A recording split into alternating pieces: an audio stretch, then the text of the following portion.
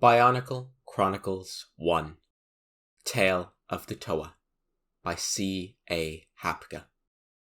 Chapter 4 Gali, Toa of Water.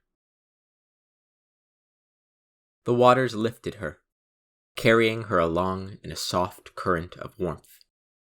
She didn't know who or where she was, but she knew she belonged here in the calm, cool blue of the sea.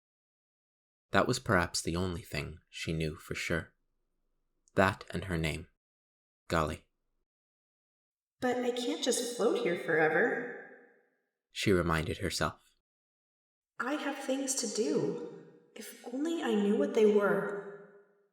She had no certain memories, but many uncertain ones. Fragments of thoughts and images. There was urgency in those fragments, though some of them hinted at peace as well. Especially one, an endless sea of calm waters surrounding an island, embracing it and soothing its ills. Gali kicked swiftly forward with her flipper-like feet. Her hooked arms cut through the water, and the rigid edges on her blue mask sent bubbly ripples out to the sides as she swam. The sea was full of life, but Gali felt strangely alone. As she swam, she felt a shivering tremor radiate through her body. A brightly colored eel raced past her. Several schools of fish followed. Gali paused and stared in the direction the creatures had come. What had frightened them?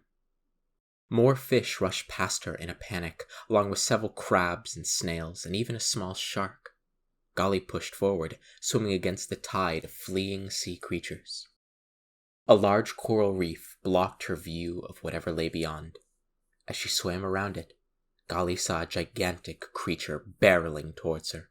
The water churned around its vicious-looking snout as its long, powerful arms pulled it forward toward Gali faster and faster. Gali gasped. She had no idea what the other monster might be, but she could see why the other creatures had fled. The predator wore a dingy-looking, ugly mask over its triangular face, and its gleaming red eyes were ruthless and savage.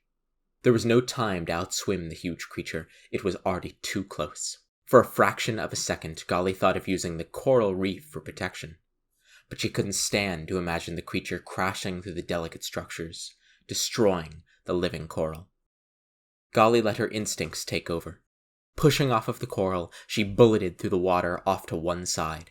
Then she shot toward the surface. She broke the surface and extended her arms, not sure why she was doing so. She felt the waters gather and respond to her call.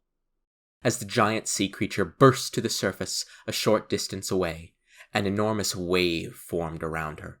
Her vicious pursuer leaped forward, but the tidal wave rocketed Gali away toward the shore faster than any creature could swim. Gali smiled as the water carried her to safety. So this is what I am meant to do, she thought.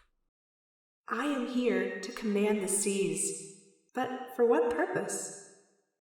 A few minutes later, Gali shook herself dry as she stepped out of the surf onto the beach.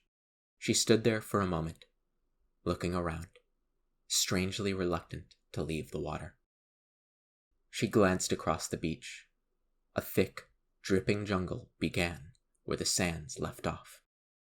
The humidity of the place reached out, beckoning to her, and she could not resist its call.